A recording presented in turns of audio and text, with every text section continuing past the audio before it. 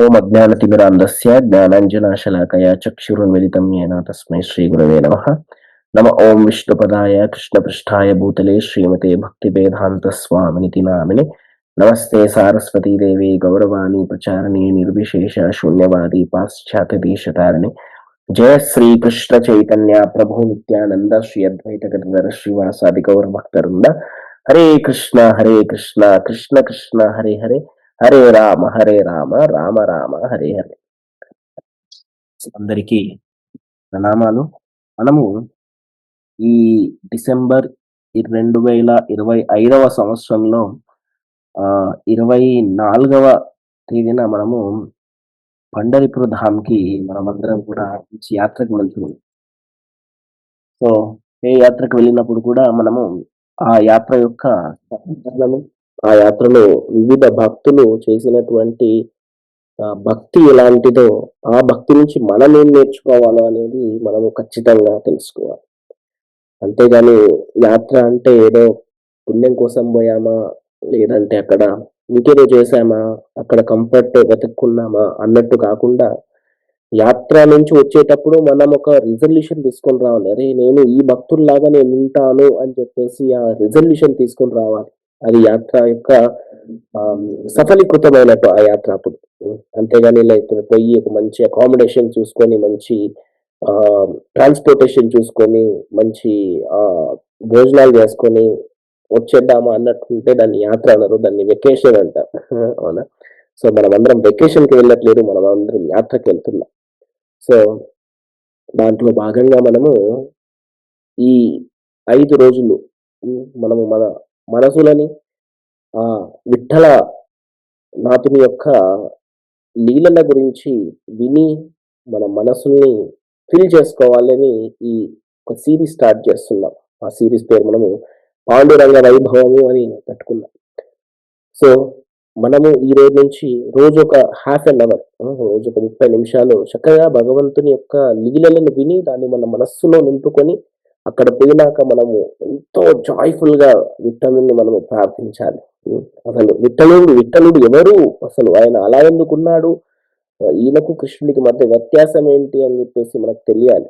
అప్పుడే మనము పూర్తిగా మన మనస్సుని మనము సమర్పించుకోగలుగుతాం అక్కడ.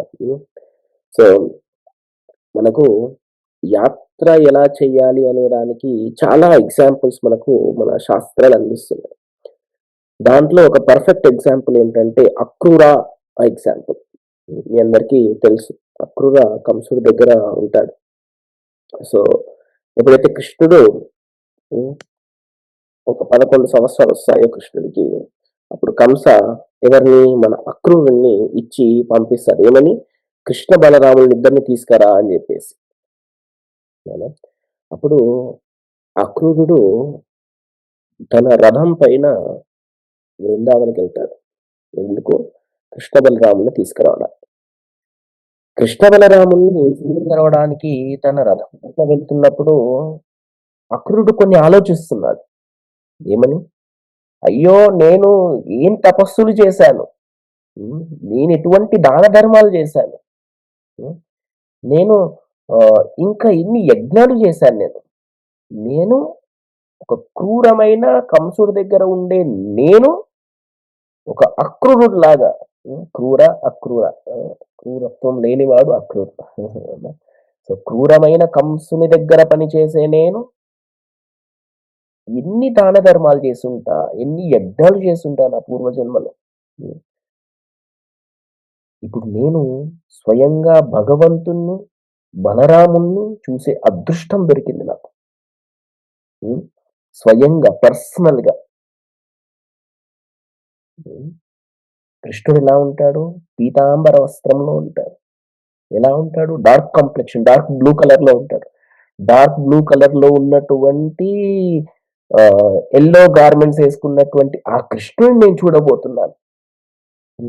తెల్ల వస్త్రాలు, తెలుపు రంగులో ఉండి బ్లూ కలర్ డ్రెస్ వేసుకున్న ఆ బలరాముని నేను చూడబోతున్నాను. కంసుడు నా పైన ఎంత దయ చూపించాడు చూడండి. కంసుడు ఒక రాక్షసుడు. కానీ అక్రూరుడు ఏమంటున్నాడు? ఆ రాక్షసుడు నా పైన దయ చూపించాడు, అందుకోసం నేను భగవంతుని చూస్తున్నా. మనం కూడా మన జీవితంలో మాయ అని ఒకటుంటుంది. హ్మ్. మాయ యాక్చువల్లీ మంచిది. ఒక విధంగా చూస్తే. ఎందుకు? ఆ మాయ ఒకవేళ మనకు ఇబ్బందులు పెట్టలేదనుకోండి, మనం భగవంతుడిని వేడుకుంటామా? భగవంతుడిని ప్రార్థిస్తామా మనం? సమస్యే లేదు. ఆ! ట్యాప్ తిప్పగానే నీళ్లొచ్చాయి. స్విచ్ చేయగానే ఫ్యానొచ్చింది. అన్నీ దగ్గరలో వచ్చాయి. కారొచ్చేసింది, ఇల్లొచ్చేసింది, అన్నొచ్చేసాయి. భగవంతుడు గుర్తు రమ్మంటే అంత ఈజీగా గుర్తొస్తాడా మనకి? కాదు. కానీ అప్పుడప్పుడు మాయాదేవి చిన్నగా చిన్న పుష్ ఇచ్చిందనుకో, కృష్ణ అని గుర్తు చేసుకుంటాం మనం. అదే విధంగా ఇక్కడ అక్రూరుడు కంసుడికి థాంక్స్ చెప్తున్నాడు. ఏమని? కంస చాలా ధన్యవాదాలు మీకు. ఎందుకు? మాకు ఇంత మంచి అవకాశాన్ని కల్పించినందుకు. మనం గూడా అప్పుడప్పుడు మాయాదేవికి నమస్కారం పెట్టాలి. ఎందుకు? మాయాదేవి అంటే ఎవరు? భగవంతుని యొక్క శక్తే అది కూడా. మాయాదేవి ఏదో చెడ్డదని కాదు. మాయాదేవి మనకు మంచి చేస్తుంది. హ్మ్. అందుకే మీరు హిందీలో గాని, లేకపోతే అప్పుడప్పుడు తెలుగులో గాని అంటాం. చాలా మయగల వాడివయ్యా నువ్వు అని. మయ అంటే లైక్ కైండ్ ఆఫ్ దయ. సో, మాయ మనకు దయ చూపిస్తున్నది. ఏమని? భగవంతుడిని ప్రార్థించు. ఈ భౌతిక ప్రపంచంలో ఎప్పుడూ కష్టమే తప్ప ఇక్కడ సుఖం అనేది ఉండదు అని చెప్తుంది మనకు. మనం గూడా ఎలా అయితే అక్రూరుడు కంసుడికి ధన్యవాదాలు చెప్తున్నారో, మనం కూడా మాయాదేవికి ధన్యవాదాలు చెప్పాలి. హ్మ్. ఇంకేం ఆలోచిస్తున్నాడు? అయ్యో! నేను ఆ భగవంతుడిని చూడబోతున్నాను. ఏ భగవంతుడు? ఏ భగవంతుడి యొక్క కాలి గోరి యొక్క తేజస్సు ద్వారానే ఎంతో మందికి మోక్షం లభించింది. అటువంటి భగవంతుడి యొక్క కాలుగోరనే కాదు, స్వయంగా భగవంతుడినే నేను చూడబోతున్నాను అని ఆలోచిస్తున్నాడు అక్రూరుడు. హ్మ్. ఎటువంటి పాదాల యొక్క ధూళిని సాక్షాత్తు బ్రహ్మ, ఇంద్ర, వరుణ, రుద్ర అందరూ తన తలపైన ధరించాలనుకుంటున్నారు. అటువంటి భగవంతుని పాదధూళినే కాదు, స్వయంగా భగవంతుడినే నేను చూడబోతున్నాను. హ్మ్. సో, ఇమ్మీడియేట్‌గా నేనక్కడికి వెళ్ళగానే ఏం చేస్తాను ఇదంతా ఏంది? రథంలో ఉన్నప్పుడు ఆలోచిస్తున్నాడిది. మనం ఎలాగైతే యాత్ర ముందే మనం ఇవన్నీ గుర్తుపెట్టుకుంటున్నామో, స్మరణ చేసుకుంటున్నామో, అలాగే అక్రూరుడు కూడా ఇదంతా ఇంకక్కడికెళ్ళలేదు. రథంలోనే ఆలోచిస్తున్నాడు. ఆ! వెంటనే నేను దిగగానే ఏం చేస్తానంటే, నేను ఒక దండంలాగా పడిపోతా కింద. దండం అంటే ఒక స్టిక్ ఉందనుకోండి. స్టిక్‌ని ఇలా ఎక్కడన్నా ఫ్లోర్ మీద పెట్టామనుకో నిలుస్తుందా? నిల్చోదు. కానీ ఎప్పుడైతే ఒక స్తంభంకి పెట్టామనుకోండి సరిగ్గా నిల్చుంటుంది. సో, మనం గూడా ఒక దండము ఏ విధంగా అయితే ఏ సపోర్ట్ లేకుండా ఎలా పడిపోతుందో మనం గూడా భగవంతుని చూడగానే అలా పడిపోవాలి. అప్పుడేం చేశారంట భగవంతుడు అక్రూరుడు చెప్తున్నాడు. ఎప్పుడైతే నేనిలా పడిపోతానో కృష్ణుడొచ్చి ఎంతో ప్రేమతో, "అయ్యో! ప్రియమైన అక్రూరా నువ్వొచ్చావా" అని జెప్పేసి తన చేతులు పట్టుకొని ఇలా లేపుతాడంట. ఇది ఆలోచిస్తున్నాడు. ఎవరు? అక్రూరుడు. ఇలా లేపుతారంట. హ్మ్. ఆయన ఆయన ముద్ర ఎలా ఉంటుందంటే ఇలా నమస్కార ముద్రలో ఉంటాడంట. నమస్కార ముద్రలో ఉండి దండావత్ ప్రణామాలు చేస్తాడంట. చేస్తే వెంటనే కృష్ణుడు ఇలా లేపుతాడంట. అప్పుడు బలరాముడొచ్చి 2 చేతులను పట్టుకొని హ్మ్. దగ్గరికి తీసుకొని "అంతా బానే జరిగిందా మీ ప్రయాణము" అని చెప్పేసి నన్ను లోపలికి తన ఇంటికి తీసుకెళ్తాడు బలరాముడు. అటువంటి సుందరమైన కృష్ణ బలరాముని చూసి నా మనస్సు కంపించిపోతుంది. నా రోమాలు నిక్కపొడుచుకుంటాయి. నా కళ్ళలో నుంచి నీళ్లొచ్చేస్తాయి అని చెప్పేసి అక్రూరుడు ఆలోచిస్తున్నాడు ఇవన్నీ. హ్మ్. సో, ఈ విధంగా ఫైనల్‌గా అక్రూరుడు బృందావనంకెళ్ళాడు. బృందావనంకెళ్ళగానే మొదటిగా తను చూసినది ఏంది అంటే భగవంతుని యొక్క పాద చిహ్నములు చూసారు కింద. ఆ! మీరు వినే ఉంటారు. బృందావనంలో కృష్ణ పరమాత్మ వేసినటువంటి పాదముద్రలు చెరిగిపోవు. అలానే ఉంటాయి. అటువంటి పాదముద్రలను చూసాడు. ఎవరు? అక్రూరుడు. ఇలా వెళ్తుండగా ఫస్ట్ ఎంట్రీ సీన్ అన్నమాట. ఎంట్రీ సీన్ ఏం కనిపించింది? భగవంతుని యొక్క పాదముద్రలు కనిపించాయి. చూడగానే తన మనస్సులో నుంచి ఎంతో ప్రేమ పొంగిపోతుంది. తన రోమాలు నిక్కపొడుచుకుంటే నిజంగానే ఇంతకుముందు అనుకున్నాడు. ఇప్పుడు నిజంగా అవుతున్నాయి. వచ్చేసాడు. ఇప్పటివరకు రథంలో ఉన్నాడు. ఇప్పుడు వచ్చేసాడు. రాగానే తన కళ్ళ నుంచి నీళ్లొచ్చేస్తున్నాయి. ఫైనల్‌గా కృష్ణ బలరాముని చూసారు. తననుకున్నట్టే కింద దిగగానే వెంటనే ఒక దండంలాగా పడిపోయాడు. తననుకున్నట్టే భగవంతుడు తనని మంచిగా ఇలా లేపి ఒక హగ్ ఇచ్చాడు విగ్రహుడికి. హ్మ్. ఆలింగనం చేసుకున్న తర్వాత బలరాముడు తన ఇంటికి తీసుకెళ్ళి హ్మ్. ఆహ్, మంచి మర్యాదలు, రాజ మర్యాదలన్నీ చేశారు బలరాముడు అర్జునుడికి. సో, ఇది మన చైతన్యం ఇలా ఉండాలి. మనం ఏ యాత్రకు పోయినా తిరుపతి పోయినా, పండరిపూర్ వెళ్ళినా, వృందావనం వెళ్ళినా, మాయాపూర్ వెళ్ళినా, ద్వారకా వెళ్ళినా, జగన్నాథ్‌పురి వెళ్ళినా, ఎక్కడ వెళ్ళినా మనము భగవంతుని యొక్క స్మరణతో మన మనస్సులను ఫిల్ చేసేసుకోవాలి. హ్మ్. ఒక అక్రూరుడు ఎలా అయితే తన వృందావన తీర్థయాత్రకి ఆఫ్‌కోర్స్ పర్పస్ వేరు. తనెళ్ళేదెందుకు కంసుడు తనను ఆర్డర్ చేశాడు కాబట్టి తన ఆర్డర్‌ని ఫుల్‌ఫిల్ చేయడానికి కృష్ణుడిని తీసుకొస్తున్నాడు. మన పర్పస్ ఏంటి? భగవంతుని యొక్క దివ్య దర్శనం కోసం మనం పోతున్నాం. హ్మ్. మనం భగవంతుని దివ్య దర్శనంకెళ్ళేటప్పుడు మనం ట్రైన్‌లో ఏం ఆలోచించాలి? అక్కడ రథం. అయ్యో! మనకు రథాలు లేవు కదా! మన రథం ఏంటి? ఈ రథమే. హ్మ్. ఈ రథం పైన మనమేం ఆలోచించాలి? ఆ రథంలో దిగిన తర్వాత మనం ఏం చేయాలి? మళ్ళీ రథం ఎక్కే వరకు. రథం ఎక్కిన తర్వాత మళ్ళీ రథం దిగిన తర్వాత ఈ హైదరాబాద్‌లో మనం ఏం చేయాలి? అనేది మనము ఒక రిజల్యూషన్ సెట్ చేసుకోవాలి. ఆ చైతన్యంతో మనం ఉండాలి. రోజు మనకు పండరిపూర్ కలలు రావాలి. మనం వెళ్ళే వరకి. రోజు విఠలనాథుడు మనకు దర్శనమివ్వాలి మన కలలో. ఎందుకు తెలుసా మీకు? భగవంతుడు మన కోసం వెయిట్ చేస్తున్నాడో తెలుసా మీ అందరికి? మీరు ఎంత వెయిట్ చేస్తున్నారో లేదో తెలీదు గానీ 25వ తారీఖున మనందరి కోసం భగవంతుడు ఇలా 2 చేతులు పెట్టి వెయిట్ చేస్తున్నాడు. అయ్యో! ఎప్పుడొస్తాడు నా భక్తుడు అని చెప్పేసి. మీకు అర్థమవుతుందా ఈ విషయము? దీన్ని ఆహ్, డైజెస్ట్ చేసుకోగలుగుతున్నారా మీరు? ఇది జోక్ కాదిది. ఇది నిజం. మీరు నమ్మినా, నమ్మకపోయినా ఇది నిజం. మీరనుకోవచ్చు ఒక బిడ్డ హాస్టల్ నుంచి వెళ్తా ఉంటే తన ఫ్రెండ్స్ అంటారు, "అరే! మీ అమ్మ ఎంత వెయిట్ చేస్తుందో తెలుసా నీకోసం" అంటే అప్పుడు వీడేమంటాడు, అంత లేదులే మా అమ్మ ఏదో ఫోన్ చూసుకుంటా కూర్చుంటదిలే అంత సీన్ లేదు మా అమ్మకి" వీడేదో సరదాగా అనేస్తాడు వీడు ఒక మాట. మనం గూడా సరదాగా అనుకుంటాం, "అయ్యో! నా కోసం భగవంతుడు అంత లేదులే. ఉన్నాడో లేడో ఫస్టు. ఉన్నప్పుడు చూద్దాంలే." కానీ నిజమేంటక్కడ? ఆ తల్లి ఎంతో వేయి కళ్ళతో డోర్ దగ్గర కూర్చొని వెయిట్ చేస్తుంటది. నా బిడ్డకి జంతికలిస్తాను, నా బిడ్డకి అది చేస్తాను, నా బిడ్డకి ఇది చేస్తానని. అదే విధంగా భగవంతుడు మనము నమ్మినా, నమ్మకపోయినా మన కోసము అక్కడ ఎంతో, ఎంతో తీక్షణంగా వెయిట్ చేస్తున్నాడు మనందరి కోసం. ఇది భగవంతుని యొక్క ప్రేమ. ఆ ప్రేమకు పాత్రులైనటువంటి మీ అందరికీ గూడా ఎంతో అభినందనలు. ఎందుకంటే ఒక ధామంకు వెళ్ళడానికి అదృష్టం గావాలి. హ్మ్. ఎవరు పడితే వాళ్ళు ఎక్కడ పడితే అక్కడ ఎళ్ళలేరు దానికి. దానికి భగవంతుని యొక్క కృప గావాలి. రాధారాణి యొక్క కృప గావాలి దానికి. మీకో విషయం తెలుసా? ఏ ధామంకి కూడా రాధారాణి యొక్క కృప లేనిదే మనం దాంట్లో అడుగు పెట్టలేమంట. చాలా మంది ట్రైన్ టికెట్స్ బుక్ చేసేసుకుంటారు. ఫ్లైట్ టికెట్స్ బుక్ చేసుకుంటారు. అది ప్లాన్ చేస్తారు, ఇది ప్లాన్ చేస్తారు. లాస్ట్‌కి ఏమవుతుంది? క్యాన్సెల్ అవుతుంది. ఎందుకనుకుంటున్నారు? పర్మిషన్ రాలేదు మనకు. హ్మ్. ఇగ మన చాదస్తాలు తెలుసు గదా! ఇప్పుడు ఈ పదం వినగానే మనమేం చేసేస్తాము? ఒక చిన్న ఆలోచనొస్తుంది. ఏమని? ఆహ్, ఆ! పవన్ ప్రభుచాలా చెప్పారు గదా! పర్మిషన్ లేదని. మేబీ నాకు పర్మిషన్ లేదేమో నేను క్యాన్సెల్ చేసేసుకుంటా అని. అంటే దానికి ఆజ్ఞాం పోసినట్టన్నమాట ఇంక మనం. దాన్ని అలా ఆలోచించకూడదు. మనమేం ఆలోచించాలి? అయ్యో! ఈ దీనుడికి పర్మిషన్ రాలేదా? అయినా నేను తపన పడతాను.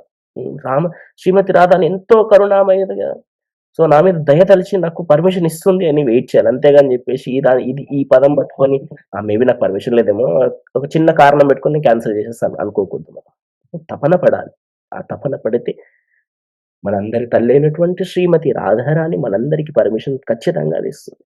సో, ఈ విధంగా మనమందరం గూడా మన చైతన్యాన్ని చక్కగా మన మనస్సుని మంచిగా భగవంతుని యొక్క స్మరణతో తన లీలలు మనమందరం మంచిగా తెలుసుకొని మన హృదయాలని చక్కగా ఫిల్ చేసుకుందాం. ఇప్పుడు మనము పండరిపుర వైభవం గురించి ఇప్పుడు స్టార్ట్ చేద్దాం. హ్మ్. స్కంద పురాణము, పద్మ పురాణం చాలా గొప్పగా పాండురంగ వైభవాన్ని మనకు అందించాయి. ఈ పండరిపుర ధామాన్ని మనము దక్షిణ ద్వారక అని కూడా అంటాం. ఎందుకంటే స్వయంగా భగవంతుడు ద్వారకా నగరం నుంచి ఈ మహారాష్ట్రలోని విదర్భ స్టేట్‌లో ఉన్నటువంటి ఈ కుండినీపురముకు వచ్చాడు కాబట్టి దీన్ని దక్షిణ ద్వారక అని కూడా అంటారు. అలాగే దీన్ని భూవైకుంఠము గూడా అంటారు. కొంతమంది చెబుతా ఉంటారు, ఈ పండరిపుర ధామం అనేది భూమికి ఒక 6 అంగుళాల పైన ఉంటుంది అని. భూమితో పాటు కాకుండా 6 అంగుళాల పైన ఉంటుంది. ప్రళయమొచ్చినప్పుడు ఈ పండరిపుర ధామం అనేది అనిహిలేట్ అవ్వదు అని మనకు శాస్త్రాలు చెబుతున్నాయి. ఇదే కాదు, ఏ ధామమైనా, వృందావన ధామమైనా, మధుర ధామమైనా, పూరి ధామమైనా, ద్వారక ధామమైనా, ఏ అయినా కూడా ప్రళయమొచ్చినప్పుడు అవి వెళ్ళిపోవంట. అవి నిత్యంగా అలాగే ఉంటాయంట. హ్మ్. అలాగే ఎవరైతే ఈ పండరిపుర ధామంలో, ఇది పద్మపురాణం చెప్తుంది, నేను చెప్పట్లేదు. ఎవరైతే పండరిపుర ధామంలో విఠలుని దర్శనము తీసుకుంటారో వారికి మోక్షం అనేది తథ్యము అని చెబుతున్నారు. ఆఫ్‌కోర్స్ ఒక భక్తుడికి నిజమైన మోక్షం ఏంటి అంటే, ఎక్కడ ఉన్నా తనకు భగవంతుని యొక్క సేవ, భక్తుల యొక్క సేవ దొరకడమే నిజమైన మోక్షం. ఇది మనం చెప్పుకున్నాం. క్షౌణీపతిత్వం, అత్వైకం, అకించనత్వం, నిత్యం దదాసి బహుమానం అథపమానం, వైకుంఠే నివాసం అథవా నరకా నివాసం, హా వాసుదేవ మమ నాస్తి గతి త్వధన్య. ఏమంటున్నారు ఇక్కడ? ఒక భక్తుడికి ఆహ్ క్షౌణీపతిత్వం అంటే ఒక రాజు పదవి వచ్చినా అత్వైకం, అకించనత్వం లేదంటే చాలా పేదరికం వచ్చినా పెద్ద డిఫరెన్స్ ఉండదంట. ఇంకేమి? నిత్యం దదాసి బహుమానం అథప్పమానం. అంటే నిత్యము బహుమానాలొచ్చినా, లేకపోతే అవమానాలు వచ్చినా పెద్ద తేడా ఉండదంట భక్తుడు. వైకుంఠవాసం అథవా నరకే నివాసం. అంటే వైకుంఠంలో నివాసం దొరికినా, లేదు అంటే ఈ నరకంలో నివాసం దొరికినా భక్తుడికి పెద్ద డిఫరెన్స్ ఉండదంట. ఏమేం చెప్పారు ఇప్పటివరకి? ఒక రాజైనా, పేదవాడైనా సంబంధం లేదు. నిత్యము బహుమానాలొచ్చినా, నిత్యము అవమానాలొచ్చినా సంబంధం లేదు. వైకుంఠంలో ప్రాప్తి కలిగినా, లేకపోతే నరకంలోకి వెళ్ళాల్సొచ్చినా పెద్ద తేడా లేదు. ఒకటే ఒకటేం గావాలంట? ఆ వాసుదేవ మమ నాస్తి గతిస్త్వధన్య. నీ స్మరణ నాకెప్పుడు కావాలి? నీ సేవ నాకు కావాలి. అదొక్కటుంటే చాలు నాకు. నేను రాజైనా, ఒక గుడి ముంగట బిచ్చగాడినైనా నాకు పెద్ద సంబంధం లేదు. That's okay. నేను బిచ్చగాడినవుతానా? నీ కృప అది. అదొక కృప, ఇంకొక కృప ఏమిస్తావంటే, నీ స్మరణ ఎప్పుడు నాకుండేలా చెయ్యి తండ్రి అని చెప్పేసి మనం వేడుకోవాలంట భగవంతుడికి. హ్మ్. అంతేగాని భగవంతుని ముందర బోయినాక, భగవంతుడా నా ల్యాండ్ లిటిగేషన్‌లో ఉన్నది. దాన్ని కొద్దిగా అప్రూవ్ చెయ్యు. భగవంతుడా వీడు నాకు డబ్బులియ్యాలి. వాడు నాకిచ్చేటట్టు చెయ్యు. భగవంతుడా నా ఫ్యామిలీ ఇలా ఉంది చెయ్యు. ఇవన్నీ బై ప్రొడక్ట్స్ ఇవొస్తాయి. కానీ నిజంగా భగవంతుడికి ఏం అడగాలంటే ఇది అడగాలి. భగవంతుడా నీ స్మరణ నాకు ఇవ్వు భగవంతుడా. ఎక్కడున్నా, ఏ సందర్భంలో ఉన్నా అని మనం వేడుకోవాలి. అవునా? సో, అలాగే ఈ విఠలనాథుడిని మనము నాదబ్రహ్మ అంటాం. పండర్పురంలో నాదబ్రహ్మ అంటాం. నాదబ్రహ్మ, నాద అంటే ఏంటి? సౌండ్. హ్మ్. మీరు ఆషాఢ ఏకాదశి రోజు మీ అదృష్టం బాగుండి పండరిపురం ఎళ్లారనుకోండి. ఏ విధంగా అయితే రథయాత్ర రోజున జగన్నాథపురి ధామంకు మీ అదృష్టం గనక ఎళ్తే ఏమైతుంది? మీరందరూ మంచిగా మసాజ్ అవుతారు దాంట్లో. ఇసుక పోస్తే కిందకి రాలుతుందో రాలదో డౌటు. అంత జనాలుంటారన్నమాట. ఇక్కడ జగన్నాథపురి ధామంలో రథయాత్ర సందర్భం. అలాగే ఆషాఢీ ఏకాదశి నాడు ఇక్కడ ఈ పండరిపురంలో మీరు అలాంటి ఎక్స్‌పీరియన్స్ చక్కగా అందరూ తెల్లటి వస్త్రాలేసుకొచ్చి, తెల్లటి దోతులేసుకొచ్చి, తెల్లటి క్యాప్స్ పెట్టుకొని, ఆహ్, మంచి తిలకం పెట్టుకొని, ఎంతో ప్రేమతో అందరూ గూడా ఓ విఠలా, విఠల, విఠల, విఠల, విఠల, పాండురంగ విఠల అని ఎంతో భజనలు జేస్తారు. హ్మ్. మన గౌడీయ సాంప్రదాయానికి విఠల గ్రామానికి చాలా సంబంధం ఉంది. వాళ్ళు ఎప్పుడూ కీర్తన చేస్తా ఉంటారు. మనం ఎప్పుడు వాళ్ళు మంచి డోలక్ కొడతా ఉంటారు. వాళ్ళు వీణ వాయిస్తా ఉంటారు. మనం కూడా ఏం చేస్తాం? మహాప్రభో కీర్తన నిత్య గీత వాదిత్ర్యమాద్రాన్. ఏం చేస్తున్నాం ఇక్కడ? కీర్తన చేస్తున్నాం. మహాప్రభో కీర్తన, నృత్యం చేస్తున్నాం. వాళ్ళు నృత్యం చేస్తారు. వాదిత్య మాత్రం వాద్యాలు వాయిస్తారు వాళ్ళు, మనము. చాలా సంబంధం ఉందన్నమాట దానికి మనకి. సో ఈ విధంగా మనము ఆహ్, యాహ్! ఈ విధంగా మనము విఠలనాథుని మనము నాద బ్రహ్మ అంటాం. అంటే ఎప్పుడూ భజనలతో గ్లోరిఫై చేయబడతాడు కాబట్టి నాద బ్రహ్మ అంటాం. నాద అంటే సౌండ్ ఆర్ భజన అనుకోండి. అలాగే జగన్నాథుడిని మనం ఏమంటాం? జగన్నాథపురిలో అన్నబ్రహ్మ అంటాం. అన్నబ్రహ్మ అంటే ఎప్పుడూ తింటూనే ఉంటాడు. హ్మ్. ఎన్ని సార్లు చాలా సార్లు చాలా చెప్పనిబోగులు. అంటే అక్కడొక జగన్నాథుడు ఒకటి అడిగాడు అక్కడ ఏమని? "నా చెయ్యి కడిగి ఆరక ముందే ఇంకొక చెప్పనిబోగు రావాలి నాకని." ఎప్పుడు తింటూనే ఉంటాడు జగన్నాథుడక్కడ. అందుకే అక్కడ ఆయనని అన్నబ్రహ్మ అంటాం. అలాగే మనము తిరుపతి బాలాజీని కాంచన బ్రహ్మ అంటాం. వెరీ రిచ్ అని. సో, ఈ విధంగా విఠలనాథుడిని మనము ఏమంటాము? నాద బ్రహ్మ అంటాం. సో, ఎందుకొచ్చాడు మరి ఈ విఠలుడు? ఎందుకొచ్చాడు ఈ విఠలుడు ఈ పండరిపుర క్షేత్రానికి అని చెప్పుకుంటే, ఒకసారి మనము కృష్ణుని యొక్క టైమ్ లైన్ చూస్తే, కృష్ణుని యొక్క టైమ్ లైన్ మనం చూసినట్లయితే, కృష్ణుడు ఎక్కడ పుట్టారు మనందరికీ తెలుసు కదా! మథురాలో పుట్టాడు కృష్ణుడు. పుట్టగానే కృష్ణుడిని వసుదేవుడు యమునా నది ద్వారా గోకులానికి తీసుకెళ్లారు. అక్కడెవరున్నారు? నందమహారాజు, యశోద ఇద్దరున్నారక్కడ. సో, తీసుకెళ్ళినాక కృష్ణుడు చిన్నప్పుడే బేబీ కృష్ణ చాలా లీలలు చేశారు. ఏమి? పూతనని చంపారు, శఠకాసురుడిని చంపారు, తృణావర్తని చంపారు, దామోదర లీల గూడా చేశాడక్కడే గోకులంలో. ఇదంతా చూసిన తర్వాత వసుదేవుడికి ఆహ్, నందమహారాజుకి ఒక థాటొచ్చింది. అయ్యో! ఇన్ని రాక్షసులొస్తున్నారు. ఈ రాక్షసులంచి మా కృష్ణుని ఇబ్బంది పెడుతున్నారు. హ్మ్. ఎందుకో తండ్రి గదా! ఏమనుకుంటున్నాడు? నా బిడ్డ ఈళ్ళని చంపుతున్నాడు అనుకోవట్లేదు. అదేదో బై మిస్టేక్ చనిపోతున్నాయి. అమ్మో! నా బిడ్డ సేవ్ అయిపోయిండు. లేకపోతే ఏమయ్యేదో నా బిడ్డకి అనుకుంటున్నాడు. కానీ ఇక్కడ జరిగేదేంటి? కృష్ణులందరిని చంపేస్తున్నాడు. సో, ఇలా కాదు అని జెప్పేసి ఈ రాక్షసుల బారి నుంచి తప్పించుకోవడానికి ఇక్కడ ఉండడం మంచిది కాదని జెప్పేసి గోకులం నుంచి ఎక్కడికెళ్ళాడు? వృందావనంకెళ్ళాడు. ఎవరు? నందమహారాజు మొత్తాన్ని తీసుకెళ్ళిపోయాడు. అవునా? సో, తర్వాత వృందావనంకి కృష్ణుడికి 3 సంవత్సరాలు ఉన్నప్పుడు ఎళ్లారు. హ్మ్. అప్పుడు అక్కడ గూడా సేమ్ థింగ్. మళ్ళీ రాక్షసులు. ఎవరెవరు? అఘాసురుడు, కాళీయ మర్దన లీల ఇక్కడ వృందావనంలో అయింది. తర్వాత గోపికలను కలిసాడు.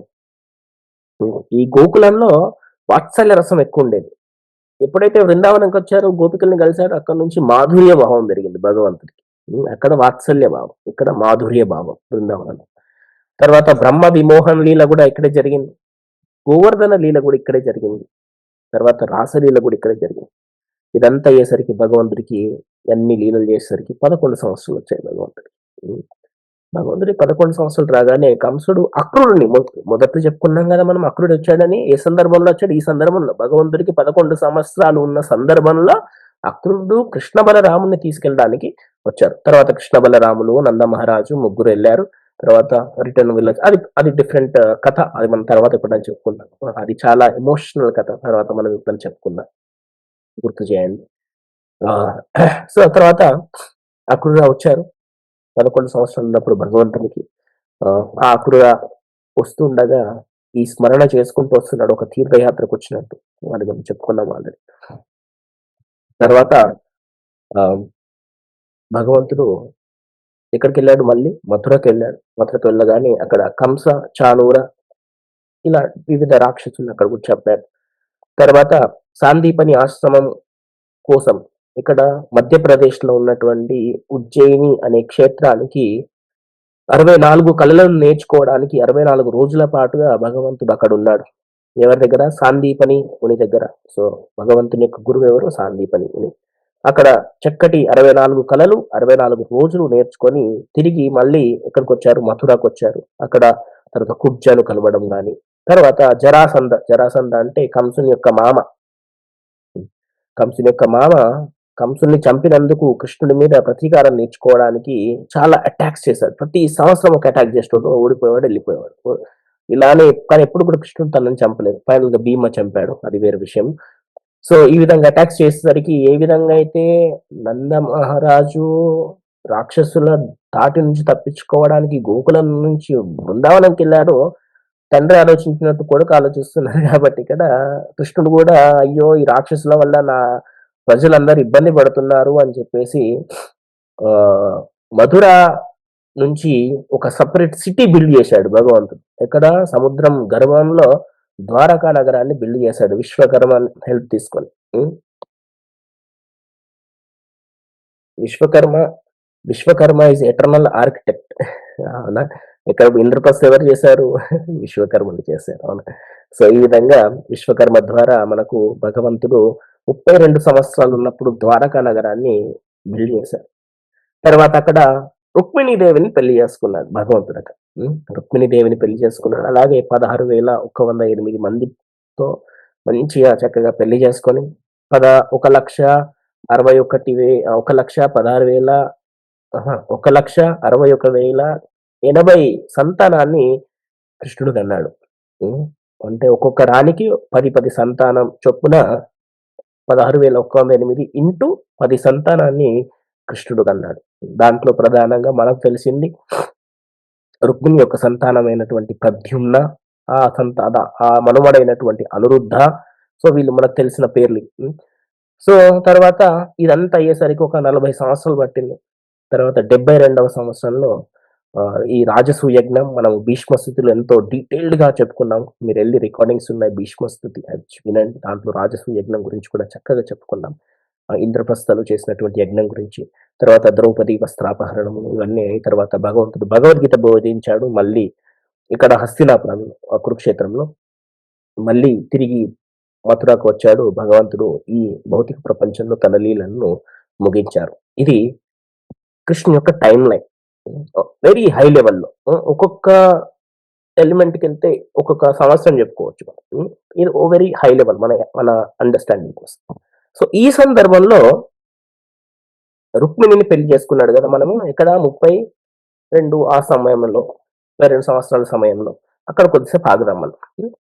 అక్కడ ఆగి పెళ్లి చేసుకున్న తర్వాత ఎంతో చక్కగా ద్వారకా నగరంలో మంచి ప్యాలెస్‌లో ప్రతి ఒక్క రాణికి ఒక ప్యాలెస్ బిల్డ్ చేశాడు కృష్ణుడు ప్రేమతో. ఇక్కడ కూడా ప్రభుజీలందరూ మీ మీ భార్యల కోసం మంచి ప్యాలెస్‌లను బిల్డ్ చేయండి. అవునా? సో, ఈ విధంగా బిల్డ్ చేసుకున్న తర్వాత ఎంతో ఆనందంగా గడుపుతున్నారు. ఒకరోజు దీనికి డిఫరెంట్ వెర్షన్స్ ఉన్నాయి. ఆహ్, మనం నేర్చుకున్న వెర్షన్ చెప్తున్నాను. శ్రీమతి రాధారాణి ఒకరోజు అక్కడికొచ్చింది. శ్రీమతి రాధారాణి వచ్చినప్పుడు భగవంతుడు ఎంతో ప్రేమతో మాట్లాడుతున్నాడు. ప్రేమతో మాట్లాడుతా ఉంటే రుక్మిణి దాన్ని చూసాడు. రుక్మిణి చూడగానే కోపం వచ్చేసింది.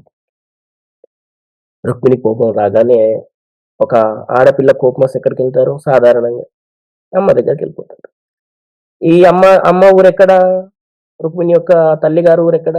రుక్మిణి యొక్క తల్లిగారి ఊరు విదర్భ స్టేట్. మహారాష్ట్రలో ఉన్నట్టు విదర్భ స్టేట్‌లోని కుండినీపురం. హ్మ్. ఈ కుండినిపూర్ అంటారు దాన్ని. కుండినిపూర్‌కెళ్లారు. హ్మ్. సో, కుండినపూర్‌కెళ్లారు. ఇక్కడ ఒక చిన్న జోక్‌గా వెరీ లైటర్ టోన్‌తో హ్మ్. ఈ రుక్మిణీదేవి ఎక్కడ పెరిగింది? అక్కడే విదర్భలో పెరిగింది. పెరుగుతూ ఎలా పెరిగింది? నారదుడు కృష్ణుని గురించి చెప్పుకుంటూ జస్ట్ కృష్ణుడు ఎలా ఉంటాడు? తన మాధుర్యమేమి? తన వీరత్వమేంటి? అని వినగానే రుక్మిణి అది వింటూ కృష్ణుడి పైన ప్రేమలో పడిపోయింది. హ్మ్. లవ్ ఎట్ ఫస్ట్ సైట్ కాదిది. లవ్ ఎట్ ఫస్ట్ ఆహ్, శ్రవణం. హ్మ్. అంటే వినగానే అందుకే మనకు శ్రవణం అనేది చాలా ఇంపార్టెంట్. మీరనుకోవచ్చు, అయ్యో! ప్రవచనాలు బోరింగ్ ప్రవచనాలు ఎవరింటారండి ప్రవచనాలు అని అనుకోకూడదు మనము.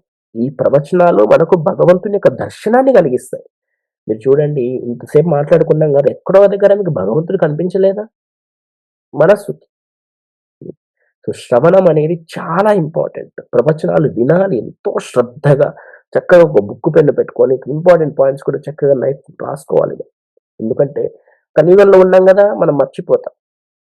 ఈ ప్రవచనం చెప్పేటప్పుడు మనం చక్కగా ఏ పని చేసుకోకుండా చక్కగా ప్రవచనం మీద మాత్రమే ఫోకస్ చేసి భగవంతుని యొక్క దివ్యమైన దర్శనాన్ని మన మనస్సులో, మన హృదయంలో మనం చూడగలగాలి. ఈ విధంగా రుక్మిణి నారదుడి దగ్గర నుంచి వినినంత మాత్రాన్నే భగవంతుని పైన ఎంతో ప్రేమను పెంచుకుంది. ప్రేమను పెంచుకొని ఒకరోజు వివాహ వయస్సు రాగానే రుక్మిణీదేవి కి వాళ్ళ అన్నైనటువంటి రుక్మి శిశుపాలుని ఇచ్చి వివాహం చేయాలనుకుంటాడు. కానీ రుక్మిణికి అది నచ్చట్లేదు. ఎందుకంటే ప్రేమలో పడిపోయింది కదా తాను. సో, కృష్ణుడి కోసం నేను చేసుకుంటేనే కృష్ణుడినే పెళ్లి చేసుకుంటాను. ఎవరిని పెళ్లి లవ్ మ్యారేజ్ అప్పటినుంచి. సో, పెళ్లి కృష్ణుడిని చేసుకుంటే వేరే వాళ్ళని నేను చేసుకోనని. సో, వెంటనే ఒక లేఖ రాస్తుంది. ఎవరికి? కృష్ణుడికి ఒక లెటర్ రాస్తుంది. ఏమని? చాలా రాస్తుంది. దాంట్లో ఒకటి చెప్తాను నేను. ఆ! ఏం రాస్తుందంటే ఆత్వా ముకుంద మహతి కులశీల రూప విద్యా వయోద్రవినదభిరాత్మతుల్యం ధీరాపతిం కులవతి నవృణీత కన్యా కాలే నృసింహ నరలోకమనోభిరామ. ఏమంటున్నారు? కాత్వా ముకుంద మహతి కుల శీల రూప విద్య వయో ద్రవిణ రభిరాత్మతుల్యం అంటే కృష్ణ ఆత్మతుల్యం నీకు నువ్వే సాటి దేంట్లో కులము అంటే తన వంశము శీల శీల అంటే ఏంటి క్యారెక్టర్లో నీకు నువ్వే సాటి రూప నీ అందంకు నువ్వే సాటి నీ అందంకి ఇంకొక అందం సాటి రాదు విద్య 64 రోజుల్లో 64 కళలను నేర్చుకోవడం అనేది అంత సామాన్యమైన విషయం కాదు. వయో ఏజ్‌లో నీకు నువ్వే సాటి ఎప్పుడు నిత్య యవ్వనంగా ఉంటాడు భగవంతుడు. హ్మ్. ద్రవిణ తన ఆస్తిలో గాని, దేంట్లో అయినా తనకు తనే సాటి అంట.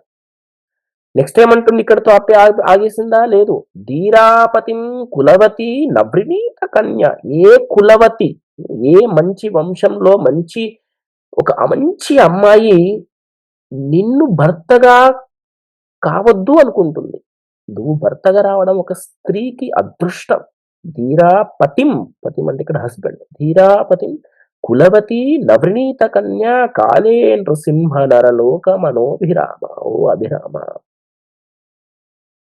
మనస్సును దోచే, మనస్సుకి ఆనందం ఇచ్చే ఓ కృష్ణ ముకుంద మురారి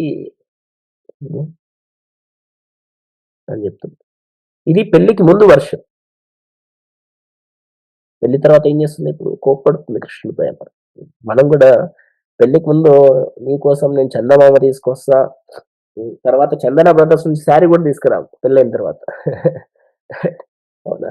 సో అది లైటర్ నోట్. సో ఈ విధంగా రుక్మిణి కోర్స్ రుక్మిణి కోపం వస్తుందా? రుక్మిణి ఎవరు? సాక్షాత్తు లక్ష్మీదేవి. సో రుక్మిణి కోపం రాదు. అంత ఒక లీల మనందరి కోసం, మనలాంటి మూర్ఖుల కోసం.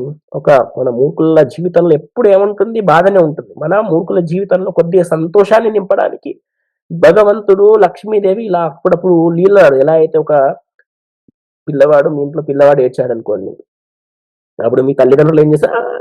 అని చెప్తారు. అట్లా అని చెప్పేసి వాళ్ళు పిచ్చోళ్ళా? వాళ్ళకి కాదా? వాళ్ళు నటిస్తున్నారు. ఎందుకు? మిమ్మల్ని ఆనందపరచడం కోసం. అదేవిధంగా భగవంతుడు మనకు ఆనందాన్ని ఇవ్వడం కోసం ఈ విధంగా కొన్ని లీలలు చేస్తారు. ఆ లీలలో భాగంగా లక్ష్మీదేవికి కోపం వస్తుంది. కానీ నిజంగా కోపం వస్తుందా? లేదు. మన ఆనందం కోసం. సో వెంటనే రుక్మిణీదేవి ఎక్కడికి వెళ్ళిపోయింది? విదర్భ రాష్ట్రానికి వెళ్ళిపోయింది. వెళ్ళిపోగానే మీరు వినే ఉంటారు. శ్రీనివాసుడు తిరుపతిలో ఉన్నటువంటి బాలాజీ వెంకటేశ్వర స్వామి. వెంకటేశ్వర స్వామి ఎలా అయితే లక్ష్మీదేవి అలిగి ఆర్ కోపంతో ఆర్ పాపం చేసిన అనే భావంతో మన భూలోకానికి వచ్చేసిందో, అప్పుడు వెంటనే విష్ణుమూర్తి నారాయణుడు ఏం చేశారు? తనను వెతుక్కుంటూ వచ్చారు. అయ్యో లక్ష్మీదేవి, లక్ష్మీదేవి. ఒకవేళ రావద్దనుకున్నా రావాల్సిందే. ఎందుకంటే భార్య కాబట్టి. రాకపోతే ఇంకా పెద్ద ప్రాబ్లమ్ అవుతుంది. అవునా? సో మనం అందరం నేర్చుకోవాలి భర్తలాగా ఎలా ఉండాలని చెప్పేసి భగవంతుని చూసి. మాతాజీలు భార్యలు ఎలా ఉండాలని నేర్చుకోకండి. ఎనీవే ఇదంతా లీల. సో ఈ విధంగా రుక్మిణీదేవి కోసం సాక్షాత్తు కృష్ణుడు, విష్ణుమూర్తి కాదు ఈసారి. సాక్షాత్తు కృష్ణుడు ఎక్కడి నుంచి? ద్వారక నుంచి విదర్భకు వచ్చారు వెతుక్కుంటూ. నాకు తెలుసు రుక్మిణీదేవి ఎక్కడికి వెళ్తుందో నాకు తెలియదా? తన తల్లిగారింటికి వెళ్తుందని చెప్పేసి వెతుక్కుంటూ వచ్చి అక్కడ ఉన్నటువంటి దిండీరావన్ అనే వనానికి వచ్చారు. ఎవరు? భగవంతుడు, ఆల్సో రుక్మిణీదేవి ఇద్దరు. అలాగే ఇక్కడ ఒక గోపాలపూర్ అని ఒకటుంటుంది. గోపాల్‌పూర్ అని ఉంటుంది ఇక్కడ. ఇదే పండర్పూర్ ధామంలో. అక్కడ కృష్ణుడు ప్రతిరోజు వస్తాడంట. ఏది రుక్మిణి కోసం వచ్చింది ఒక ఒక ఎపిసోడ్. ఇంకో ఎపిసోడ్ ఏంటంటే, ఈ గోపాల్‌పూర్‌కి కూడా ప్రతిరోజు భగవంతుడొస్తాడంట. భగవంతుడొచ్చి ఎందుకొస్తాడంట? ఆవులను మేపడానికి వస్తాడంట. అందుకే గోపాల్‌పూర్ అంటారు. గోపాల్ అంటే ఏంటి? ఆవులను పాలించేవాడు అని. ఆ ఆవులను పాలించే కృష్ణుడిలాగా రోజు వస్తాడు. ఆవులు ఇట్లా ఆవులుని పాలించేటప్పుడు ఆవులేం జేస్తాయి? పరిగెడతాయి. కొన్ని ఆవులు పరిగెడతాయి, కొన్ని ఆవులు నడుస్తాయి, కొన్ని ఆవులు చిందులేస్తాయి. ఇలా వేస్తున్నప్పుడు అక్కడ మీరు మహారాష్ట్ర సైడ్ ఎళ్తే కొద్దిగా మీకు వైట్ మౌంటైన్స్ కొద్దిగా అంటే లిటిల్ వైటిష్ మౌంటైన్‌లుంటాయన్నమాట అక్కడ. సో, అవి ఇలా ఆడుతా ఉంటే దాని నుంచి దుమ్మొస్తుంది గదా! ఆ దుమ్మొచ్చినప్పుడు ఆ దుమ్మంతా వైట్ దుమ్మంతా ఇక్కడ భగవంతుని ముఖం పైన, భగవంతుని జుట్టు పైన పడతదంట. హ్మ్. అందుకే భగవంతుడికి ఏం పేరొచ్చిందక్కడంటే పాండురంగ అని పేరొచ్చింది. పాండు అంటే తెలుపు అని అర్థం. అందుకే ఇప్పుడు మీరు పాండు మహారాజు ఉన్నారు గదా! పాండు మహారాజు ఎలా పుట్టారు? పేల్ కలర్‌లో పుట్టారు. అందుకే తనకి పాండు అని పేరొచ్చింది. అదేవిధంగా ఇక్కడ భగవంతుడు తెలుపు కలర్‌లో ఉంటాడు గాబట్టి యాక్చువల్‌గా భగవంతుని కలర్ ఏంటి? నలుపు ఆర్ ఆహ్, బ్లూ బ్లూయిష్ డార్క్ కలర్. కానీ ఇక్కడ ఈ దుమ్మంతా భగవంతుని పైన పడేసరికి వైట్ కలర్‌లో అయిపోయాడంట భగవంతుడు. అందుకే ఇక్కడ పాండు రంగ. రంగ అంటే రంగు. పాండు అంటే తెలుపు. సో, తెలుపు వర్ణములో ఉన్నారు గాబట్టి భగవంతుడికి పాండురంగ అని పేరొచ్చిందక్కడ. ఆఫ్‌కోర్స్ మనము విగ్రహాన్ని చూస్తే నలుపు రంగులోనే ఉంటుంది. కానీ భగవంతుడు అక్కడ తెలుపు. అందుకే మన ఇస్కాన్ టెంపుల్‌లో గూడా అప్పుడప్పుడు తెలుపు వర్ణంలో కృష్ణుడు కనిపిస్తారు. హ్మ్. ఇదొక రీజన్. సెకండ్ రీజన్ ఏంటంటే రాధారాణి పక్కకుండడం వల్ల గూడా భగవంతుడు ఇలా తెలుపులో ఉంటారనేది ఒక డిఫరెంట్ వెర్షన్స్ ఉన్నాయి. అగైన్ సో, ఈ విధంగా మనకు భగవంతుడికి అక్కడ హ్మ్, తెలుపు రంగులో ఉంటారు గాబట్టి అక్కడ పాండురంగ అని పేరొచ్చింది. హ్మ్. సో, ఈ విధంగా మనకు రుక్మిణి కోసము భగవంతుడు సాక్షాత్తు ద్వారకా నగరం నుంచి ఇక్కడికొచ్చారు మనకు. హ్మ్. విదర్భకొచ్చారు. అందుకే దీన్ని దక్షిణ ద్వారక అని గూడా అంటారు. సో, వచ్చిన తర్వాత వెంటనే ఏం జేయాలి? రుక్మిణీదేవికి పాసిఫై చేయాలి. మెప్పించాలి. మెప్పించడానికి ప్రయత్నం జేస్తున్నాడు. ఎవరు? సాక్షాత్తు కృష్ణుడు రుక్మిణీదేవికి, సాక్షాత్తు లక్ష్మీదేవికి ఒప్పించడానికి సారీ చెప్తున్నాడు. సారీ లక్ష్మీదేవి, సారీ రుక్మిణి అని చెప్తున్నాడిక్కడ. మీరెప్పుడన్నా ఏ సందర్భంలో అయినా భర్త సారీ చెప్పగానే మొదటిసారి భార్య ఓకే అన్నట్టు చూసారా ఎప్పుడైనా మీరు? చూడలేదు గదా! అది ఎక్కడి నుంచి వస్తుందనుకుంటున్నారు? అక్కడి నుంచి వస్తుంది. హ్మ్. సో, రుక్మిణీదేవి ఒప్పుకోలేదు. సర్లే అని జెప్పేసి ఊరికే అక్కడే కూర్చొని బతిమలాడదు. కొద్దిగా గ్యాప్ ఇయ్యాలి మనకు. హ్మ్. అదే విధంగా కృష్ణుడు గూడా ఫెల్ట్ సేమ్. కృష్ణుడు కూడా సేమ్ అనుకుంటున్నాడు. కొద్దిగా గ్యాప్ ఇద్దాం. నేను మళ్ళీ వస్తాను అని జెప్పేసి వెళ్తున్నాడు. హ్మ్. ట్రై జేశాడు పాపం. తన కెపాసిటీకి తగ్గట్టు ట్రై చేశాడు పాపం. హ్మ్. కృష్ణుడు. హ్మ్. అందరూ ఈ భగవంతుడిని ఎన్నో వేద మంత్రాలతో పాసిఫై చేస్తే, భగవంతుడు రుక్మిణీదేవి కోసం కూడా పాసిఫై చేస్తుండు పాపం. హ్మ్. ఆ లెవెల్‌కి తీసుకెళ్ళింది రుక్మిణీదేవి పాపం తనకి. ఆఫ్‌కోర్స్ ఇదంతా మన లీల కోసం. మనకు లీల ఆనందము లీలా ఆనందం ఇవ్వడానికి మనకు ఇదంతా చేస్తున్నారు. సో, ఈ విధంగా కొద్ది గ్యాప్ ఇద్దామని చెప్పేసి కృష్ణుడు కొద్ది గ్యాప్ ఇచ్చి నేను మళ్ళీ వస్తానని కొద్దిగా వెళ్ళిపోయాడు అక్కడి నుంచి. ఈ వెళ్ళిపోయిన తర్వాత భగవంతుడు ఖాళీగా ఉంటాడా భగవంతుడు? ఖాళీగా ఉండడు. ఏదో ఒకటి చేస్తా ఉంటాడు. ఈ వెళ్ళిపోయిన సందర్భంలో భగవంతుడు ఏం చేశారు? హ్మ్. అనేది మనము తదుపరి క్లాస్‌లో అంటే రేపు సేమ్ టైమ్‌లో మనము నేర్చుకుందాం. సో, ఈ విధంగా ఈరోజు మనం నేర్చుకున్నదేంటి? యాత్రకు ఉండవలసిన మూడేంటి అనేది మొదటగా అక్రూరుడి యొక్క వృందావన యాత్ర ద్వారా మనం తెలుసుకుందాం. తర్వాత ఈ పాండురంగ పండరిపుర స్థల వైభవం, అక్కడ ఎవరైతే భగవంతుని చూస్తారో వారికి మోక్షము. అలాగే అక్కడ నాద బ్రహ్మ, అదేవిధంగా పూరి ఆనంద బ్రహ్మ, బాలాజీ కాంచన బ్రహ్మ గురించి తెలుసుకున్నాం. తర్వాత కృష్ణుని యొక్క టైమ్ లైన్ డీటెయిల్‌గా నేర్చుకున్నాం. ఆ డీటెయిల్ టైమ్ లైన్‌లో రుక్మిణి వివాహం గురించి కొద్దిగా మాట్లాడుకున్నాం. తర్వాత రుక్మిణీదేవి ఒకరోజు అలిగి హ్మ్, విదర్భకొచ్చినప్పుడు సాక్షాత్తు భగవంతుడు కూడా విదర్భకు రావడం తెలుసుకున్నాం. తర్వాత కృష్ణుడు రుక్మిణీదేవికి పాసిఫై చేస్తున్నారు. కానీ పాసిఫై అవ్వలేదు. ఆ సందర్భంలో కొద్దిగా గ్యాప్ ఇద్దామని చెప్పేసి నేను మళ్ళీ వస్తానని చెప్పేసి ఒక పని చేసుకోవడానికెళ్లారు. ఆ సందర్భంలో భగవంతుడు ఏం చేశారు? సాక్షాత్తు విఠలుడు ఏం చేశారు ఆ సందర్భంలో అనేది మనం నెక్స్ట్ క్లాస్‌లో తెలుసుకుందాం. మీ అందరికీ అభినందనలు, ధన్యవాదాలు. శ్రీ శ్రీ విఠల రుక్మిణికి జై. పాండురంగ వైభవంకి జై. పద్మపురాణ స్కంద పురాణకి జై. శ్రీల ప్రభుపాదికి జై. హరే కృష్ణ.